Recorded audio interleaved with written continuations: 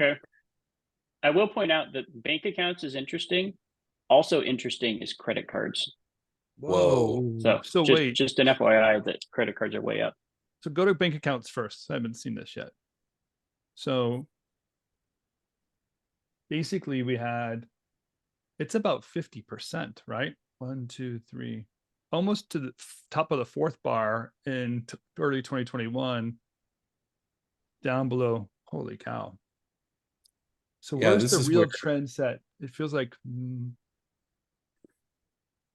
right now, yeah, I the noticed January 2023, look at the dip.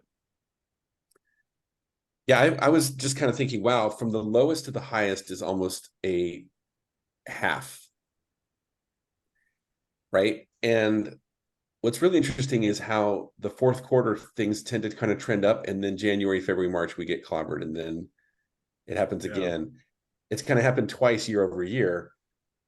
But if I'm just looking at the beginning of this year, right? Think of the tech, when tech started laying off and shutting things down back in last October, November.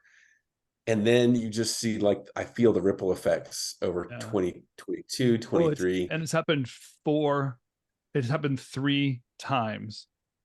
The first 2 times, I feel like it didn't hit a tipping point, but this last one's when it started to hurt. So show me the credit card. I want to see if people got more desperate. I'm scared. So what I'm interested in is this end of, well, kind of, right? It looks like at the end of last year, people dipped into credit.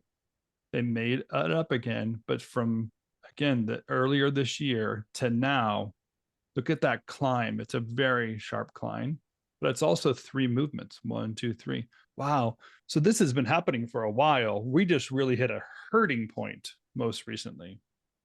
But take note, from the lowest point on total credit to the highest point is actually more than double. It's more than double. So Tim, here's the question. Here's the question I'm asking though. We, like, more owners need visibility into this data, right? Like, if we could just somehow share this. I know tons of owners would love to know, like, I want to see where do I sit on this, or this ratio, or this trend, Jake, right? could we do that? Could we, like, get if somebody gave us their balance sheet report, could we compare them to the standards and just tell them where they're high or low? Yeah, definitely. For sure. If we could just kind of get balance sheet for the last 3 years, we could totally do that. Joel, I just think that we should post something on Rev Community and just say, hey, this is the report that we have. It's getting serious. Maybe it's good to have an eye-opening moment for everybody who's interested. And then let's have Jake and Run a report to them and give them, hey, here's an industry standard and here's where you fall.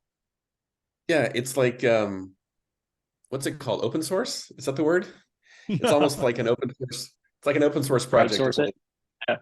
Yeah. Well, like, if obviously we would do NDAs and so forth so that everyone feels secure, but if everyone contributed, and then there was some sort of hey, if you contribute, then you gain access to this data, right? That's kind of the exchange. I bet a lot of people would be like, sure, I'll sign an NDA. Here's my data, and then however many times a year they would get a visibility into this. I mean, I would have done this back when I was running Impossible, for sure, 100%. We can just do something like anonymize the data as soon as we bring it in, so we don't ever capture. I mean, I guess the direct conversation, but okay, we got to do something. I think this is a great idea. What can we? Agreed. Maybe we could just post this video, like just the last couple of minutes of this video, and see what Why people not? All right. Yeah. Like we already said it. Might as well just do it, right? Okay, perfect.